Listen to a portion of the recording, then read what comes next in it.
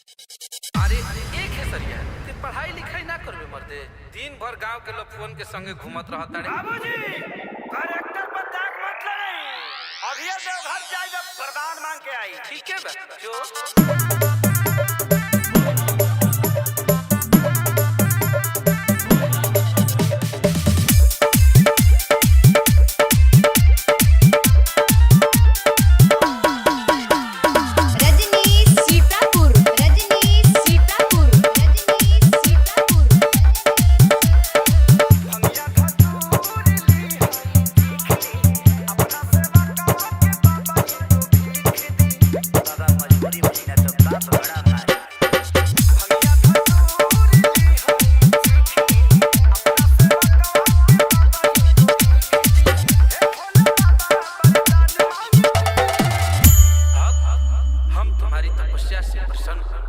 बताओ तुम्हें क्या चाहिए? 3 चीज, एक गाड़ी नोट छापा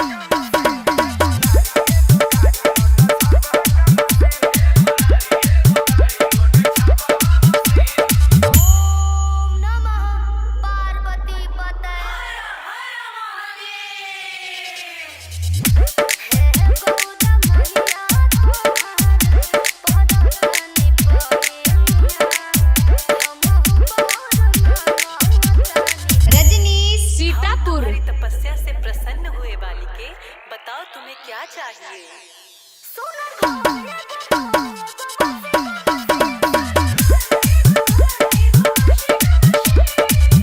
बालिके, ये वॉशिंग मशीन क्या होता है?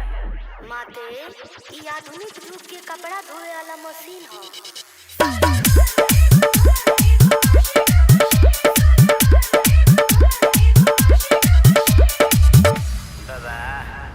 सब तो दे ही देनी, अभी सोचा तो नहीं मलबा कहीं खपा दी। इतना कुछ मिलने के बाद क्या क्या करोगे बाप? सुनी बाबा,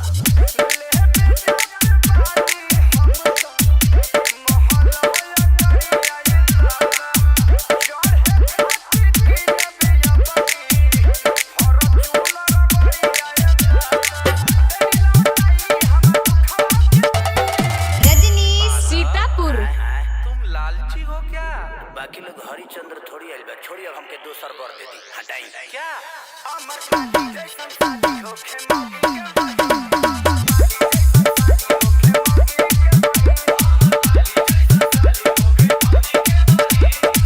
क्या गौरा माँ, इस पगले को महादेव सब कुछ दे दिए और आप हैं कि मेरे पे ध्यान नहीं दे रही हैं। बालिके, तुम्हें सब कुछ मिलेगा, बताओ तो सही।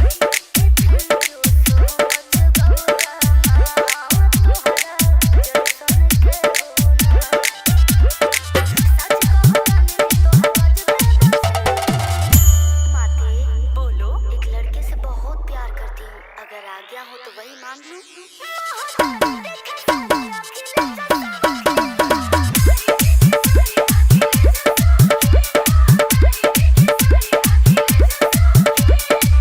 का बेयास, तारा के तो ढेर कुछ मिल गलो। एकर मलकिनी तेनु होखबे चल।